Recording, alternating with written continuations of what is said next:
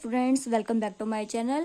जैसे कि आपको पता है कि हम प्रीवियस ईयर एमसीक्यू सीरीज कर रहे हैं, उसी सीरीज के में आज हम कर रहे हैं एक नया टॉपिक जो कि है अल्टरनेटिव करंट पार्ट 1। जिन स्टूडेंट्स ने इससे रिलेटेड पिछले वीडियो नहीं देखे हैं वो मेरे चैनल मिशन फिजिक्स पे जाके इस एमसीक्यू सीरीज के टॉपिक देख सकते हैं। तो आइए स्टार्ट करते हैं। विच of the flowing graph represent the variation of current I with frequency F in an AC circuit containing a pure capacitors. हमसे क्या पूछा हुआ है कि कौन सा ग्राफ हमारा रिप्रेजेंट कर रहा है करंट और फ्रिक्वेंसी का वेरिएशन इन एसी सर्किट के अंदर, जिसमें हमें क्या है सिर्फ कंटेन कर रहा है प्योर कैपेसिटर। हमें पता है कि जो आपके पास एसी सर्किट होता है उसके अंदर हमारे क्या होते हैं, प्योर रेजिस्टर भी होता है, एक हमारा क्या होता है प्योर रेजिस्टर, एक होता है हमारा कैपेसिटर और एक एसी सर्किट होता है हमारा प्योर इंडक्टर का। तो हमसे क्या पूछा हुआ है, प्योर कैपेसिटर का पूछा हुआ है। तो प्योर कैपेसिटर में हमें पता है करंट पूछा हुआ है, तो करंट की फॉर्मूला क्या होता है, I equal to V by R होता है जनरली। लेकिन कैपेसिटर के केस में क्या होता है, आर की जगह क्या यूज करते हैं, एक्सी, और एक्सी हमारा क्या होता है, कैपेसिटिव रिएक्टेंस। ऐसे इंडक्टर के केस में क्या होता है, इंडक्टिव रिएक्टेंस होता है। तो हमारा कैपेसिटर गिवन है तो हम क्या यूज कर रहे हैं, capacitive reactance I equal to V by X C. और एक्सी का फॉर्मूला क्या है हमारे पास, एक्सएल होता है हमारे पास ओमेगा एल, याद रखना, और एक्सी होता है हमारे पास 1 में ओमेगा सी। इन फॉर्मूले की हमारे पास हमें जरूरत पड़ती रहेगी। ओमेगा एल की वैल्यू क्या होती है, ओमेगा को हम क्या लिख सकते हैं, 2 पाई इंटू फ्रिक्वेंसी लिख सकते हैं, इंटू में एल, और 1 में 2 पाई फ्रिक्वेंसी इंटू में सी। तो हमारे पास यहाँ पे क्या हो जाएगा, v divide by X C. X C की वैल्यू क्या है हमारे पास, 1 में 2 पाई एफ सी। हमें फ्रिक्वेंसी का रिलेशन देखना है, यानी 1 में 2 पाई एफ सी। 1 में आएगा तो ऊपर चला जाएगा तो क्या हो जाएगा, यहाँ मैं इसको फिर से लिख देती हूँ, v डिवाइड बाई 1 में 2 पाई एफ सी। तो ऊपर जाएगा तो क्या हो जाएगा, v इंटू में 2 पाई एफ सी। किसके साथ रिलेशन पूछा था, करंट के साथ। तो करंट के साथ कैसा रिलेशन आ जाएगा, आई क्या आ गया हमारे पास, डायरेक्टली प्रोपोर्शनल किसके आएगा, 2 पाई क्या हमारे पास क्या कांस्टेंट है, तो क्या रह जाएगा एफ। आई डायरेक्टली प्रोपोर्शनल किसके साथ रिलेशन पूछा हुआ हमारा, एफ के साथ, तो क्या होगा डायरेक्टली रिलेशन यानी लीनियर रिलेशन है। तो हमारा ग्राफ कैसा आएगा, हमें पता है कि लीनियर रिलेशन में हमारा ग्राफ कैसा आता है, एक स्ट्रेट लाइन आता है। तो इट मीन्स कैसा ग्राफ आएगा हमारा, स्ट्रेट लाइन। आइए ऑप्शन चेक करते हैं। ऑप्शन नंबर ए रॉन्ग है, ऑप्शन बी रॉन्ग है, ऑप्शन सी में हमारा क्या आ रहा है, आई और एफ के बीच में ग्राफ कैसा आ रहा है, स्ट्रेट लाइन। तो ऑप्शन सी हमारा क्या हो जाएगा, right answer. Now question number 2, what is the ratio of inductive and capacitive reactance in an AC circuit. हमसे क्या पूछा हुआ है, रेशियो पूछा हुआ है इंडक्टिव एंड कैपेसिटिव रिएक्टेंस का इन एसी के सर्किट के अंदर। अभी हमने फॉर्मूला किया ही है इसका। क्वेश्चन नंबर 2, इंडक्टिव रिएक्टेंस और कैपेसिटिव रिएक्टेंस। इंडक्टिव रिएक्टेंस को कैसे डिनोट करते हैं, एक्सएल, जो हमने क्वेश्चन 1 में भी किया था, किसके इक्वल होता है, ओमेगा एल के। और एक्सी का फॉर्मूला क्या होता है, 1 में ओमेगा सी। दोनों का रेशियो पूछा है, एक्सएल बाय एक्सी। क्या हो जाएगा, ओमेगा एल डिवाइड बाय 1 में ओमेगा सी। तो क्या होगा ये, ओमेगा एल इंटू में omega C equal to omega into omega, omega square L into में सी। तो ये हमारा आंसर आ गया omega square L C. Option check करते हैं। ऑप्शन फर्स्ट है omega square L C, second है एल सी स्क्वायर, थर्ड है L C by omega square, और डी है ओमेगा स्क्वायर एल। हमारा क्या आ रहा है, ओमेगा स्क्वायर एल इंटू सी भी आया है। तो इट मीन्स हमारा क्या हो जाएगा, option A is right answer. तो ऑप्शन ए और डी में ध्यान से ऑप्शन को टिक करना। फर्स्ट आएगा हमारा omega square L into C. Now move on question number 3। Question number 3 है हमारा, in a circuit the phase difference between the alternating current and the source voltage is π/2। Phase difference हमें given है current और source voltage के बीच में, कितना, π/2। Which of the following can not be element of the circuit. कौन सा circuit का एलिमेंट नहीं हो सकता, ऑप्शन हमें गिवन है सी, एल और आर के फॉर्म में गिवन है।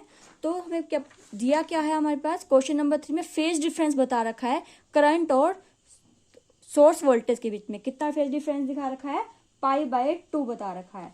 फेज डिफरेंस π/2 पॉसिबल कब होता है, क्वेश्चन नंबर 3 हमें पता है कि एसी सर्किट के अंदर फेज डिफरेंस कब आता है, फेज डिफरेंस कितना गिवन है, π/2 गिवन है।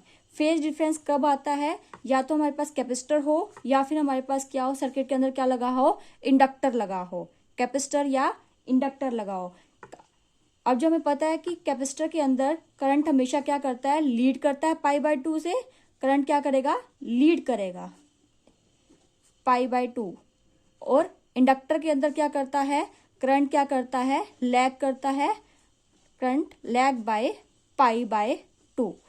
तो याद रखना, कैपेसिटर की जब बात करते हैं हम तो करंट लीड करता है उसके अंदर π/2, और इंडक्टर के अंदर क्या करता है, करंट लैग करता है π/2 पे। तो दोनों में हमारे पास क्या आता है, फेज डिफरेंस आता है। इसमें क्या, अब इसमें भी π/2, इसमें भी π/2 का फेज डिफरेंस है, इसमें लेकिन करंट लीड कर रहा है, इसमें करंट क्या कर रहा है, लैग कर रहा है। तो दोनों ही केस में फेज डिफरेंस तो हमारा आएगा ही, कैपेसिटर केस में भी और इंडक्टर के केस में भी।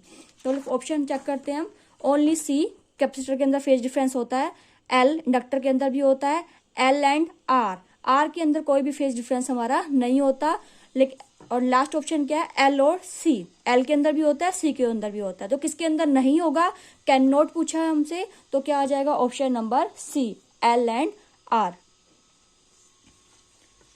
Now question number 4। Question number 4 हमसे क्या कह रहा है कि the RMS current in a circuit connected to a 50 hertz AC source is 15 ampere. RMS current हमें क्या है, गिवन है, सर्किट के अंदर कनेक्ट कर रखा है उसको 50 हर्ट्ज एसी सोर्स के साथ। कितना करंट गिवन है, 15 ampere.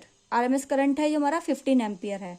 The value of the current in the circuit 1/600 second after the instant of the current is 0। Current क्या कर दिया जब 0, तो उसकी वैल्यू क्या, कितने टाइम में, 1/600 सेकेंड के अंदर। तो हमसे इंस्टेंट करंट पूछा है, इंस्टेंट। क्वेश्चन नंबर 4 हमें आरएमएस करंट गिवन है, आई आरएमएस गिवन है कितना, 15 एम्पियर। फ्रिक्वेंसी गिवन है हमें 50 हर्ट्ज, और टाइम गिवन है हमें 1/600 सेकेंड। हमारा फॉर्मूला क्या होता है, I equal to I nought sine omega T. I nought sine omega की जगह हम क्या लिखेंगे, हमें फ्रिक्वेंसी गिवन है 2πf इंटू टी, और हमें यहाँ पे आई नॉट गिवन नहीं है, क्या गिवन है, I R M S given है। तो हम दोनों का रिलेशन लिखेंगे, आई आर एम एस हमारा किसके इक्वल होता है, आई नॉट डिवाइड बाय √2। हमें क्या चाहिए, आई नॉट चाहिए, तो क्या आ जाएगा, आई नॉट क्या आ जाएगा, I R M S into √2। तो हम यहाँ आई नॉट की वैल्यू पुट करेंगे, I R M S √2 sine of 2π, F की वैल्यू हमारी 50 है, टाइम कितना गिवन है, 1/600, साइन कितना हो जाएगा ये 100π डिवाइड बाय 600, 0 से 0 कैंसिल आउट हो जाएंगे। यहाँ पे हमारे पास क्या, आई आर एम एस की वैल्यू कितनी गिवन है, 15, तो 15√2 साइन π/6, और साइन π/6 कितना होता है, पाई यानी 180/6, तो क्या आएगा साइन 30, साइन 30 कितना होता है, हाफ। 15√2 डिवाइड बाय हाफ, 1/2 आ गया, हमारे पास 2 आ गया।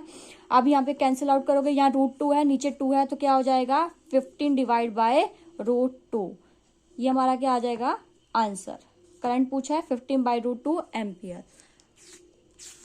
ऑप्शन चेक करते हैं, ऑप्शन हमारा फर्स्ट ऑप्शन ही है 15/√2 एम्पियर, सेकंड 15√2 है जो कि नहीं है, 15 बाय आएगा हमारा √2, सी √2/15 नहीं, डी है हमारा 8 एम्पियर। तो हमारा ऑप्शन क्या है, option A is the right answer, 15 divide by √2 है। ऑप्शन बी को करेक्ट मत कर देना, ऑप्शन ए हमारा करेक्ट आंसर है। नाउ क्वेश्चन नंबर 4 हो गया हमारा complete. Now question number 5। Question number 5 है हमारा, N AC voltage V = V0 sin omega t is applied to a series combination of a resistor R and an element X. The instantaneous current in the circuit is I equal to I naught sine omega T plus pi by 2. तो हमसे पूछा है कौन सी statement इससे related correct है. Voltage हमें given है V equal to V naught sine omega T, और किसमें series combination of resistor R है. एक एलिमेंट हमें पता है कि रेजिस्टर गिवन है, दूसरा एलिमेंट एक्स है जो कि हमें फाइंड आउट करना है कि एलिमेंट जो एक्स है वो क्या होगा, कैपेसिटर होगा, इंडक्टेंस होगा, वो हमें फाइंड आउट करना है. तो क्वेश्चन नंबर 5 देखिए. V हमें गिवन है V not sine omega T. I given है हमें I not sine omega T plus में पाई बाय 4. तो दोनों के बीच में क्या है, फेज डिफरेंस है. कितना फेज डिफरेंस है, पाई बाय 4 का. अब हमें पता है कि क्या कर रखा है इसमें, कि रेजिस्टेंस से कनेक्ट कर रखा है, और एक हमारा एलिमेंट एक्स है जो हमें नहीं पता. वो एलिमेंट एक्स हमें क्या करना है, फाइंड आउट करना है. सोर्स से कनेक्ट किया हुआ है. तो करंट हमारा क्या कर रहा है, वोल्टेज से लीड कर रहा है. कितना, पाई बाय 2. अब हमें पता है कि हमारा करंट कब लीड करता है, जब हमारे पास क्या होता है, कैपेसिटर. क्योंकि इंडक्टर में करंट क्या करता है, लैग करता है. हमने पिछले क्वेश्चन में किया थे. और इंडक्टर में क्या करता है, लैग, और कैपेसिटर में क्या करता है, लीड कर रहा है. तो यहाँ हमारा करंट लीड कर रहा है. तो इट मीन्स हमारे पास क्या है, एक्स क्या होगा, एलिमेंट जो हमारा एक्स पूछा है, एलिमेंट एक्स इज क्या होगा, हमारा कैपेसिटर होगा, सी होगा. और उसकी क्या पूछी है साथ में, तो हमारा ऑप्शन देखते हैं. X is a capacitor, inductor, inductor capacitor. तो इट मीन्स इंडक्टर तो होगा ही नहीं. ऑप्शन ए या ऑप्शन डी में से हमारा आंसर होगा ऑप्शन ए या ऑप्शन डी. लेकिन आगे क्या पूछा हुआ, एक्स की वैल्यू फाइंड आउट करनी पड़ेगी. इसमें √2r गिवन है, इसमें आर. तो ऑप्शन ए और डी में से ही हमारा कोई राइट आंसर होगा. तो चेक करते हैं, एक्स की वैल्यू निकालते हैं. √2r है इसमें, और रूट इसमें क्या है, सिंपल आर है.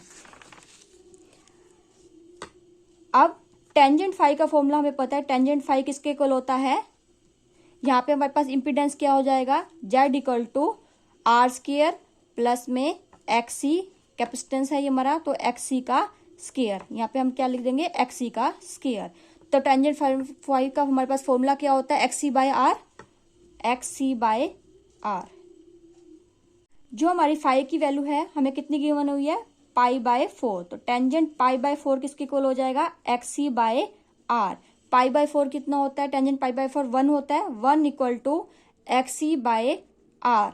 तो इट मीन्स एक्सी किसके इक्वल हो जाएगा, आर के इक्वल हो जाएगा. तो एक्सी की वैल्यू भी हमने फाइंड आउट कर ली. हमारी क्या आ रही है, आर. और जो एलिमेंट था वो हमारा क्या है, कैपेसिटर है, और एक्सी की वैल्यू आर है. ऑप्शन देखते हैं, ए और डी में से ऑप्शन डी हमारा क्या आ रहा है, एक्सी की इक्वल टू आर. तो ऑप्शन डी क्या हो जाएगा, हमारा राइट आंसर हो जाएगा. Now question number 6. Question number 6 है हमारा, the impedance of A series LCR circuit is. कौन सा हमारे पास, जो हमारे पास इम्पीडेंस पूछा हुआ है सीरीज एलसीआर सर्किट का, फॉर्मूले हमें गिवन है. इनमें से कौन सा हमारा राइट आंसर होगा. तो हमें पता है कि जो इम्पीडेंस होता है सीरीज एलसीआर सर्किट का, हम सबको याद ही होता है. ये तो कितना होता है, R square plus X L minus X C का स्क्वायर. तो ऑप्शन डी क्या है, हमारा राइट आंसर है. Now question number 7. Which of the following statement about a series LCR circuit connected to an AC source is correct? कौन सी statement हमारी correct है, about a series LCR circuit हमें given है. तो हमें चेक करना पड़ेगा. फर्स्ट ऑप्शन है, if the frequency of the source is increase the impedance of the circuit first decrease and then increase. जब हम फ्रिक्वेंसी सोर्स की इंक्रीज करते हैं तो इम्पीडेंस पे क्या इफेक्ट पड़ता है, इसमें बता रखा है फर्स्ट डिक्रीज होगा देन इंक्रीज होगा.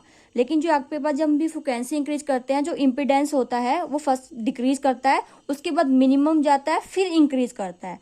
तो ऑप्शन ए थोड़ा सा ध्यान से पढ़ना कि फर्स्ट डिक्रीज तो होगा, उसके बाद मिनिमम आता है, फिर क्या आता है, इंक्रीज आता है. ना option B, if the next reactance X L minus X C of the circuit become equal to the, net आएगा net reactance X L minus X C of circuit becomes equal to its resistance, then the current lead the voltage by 45 degree. अब check करते हैं ये option, कि option हमारा right है या नहीं है. Option number B. तो देखते हैं ऑप्शन नंबर बी.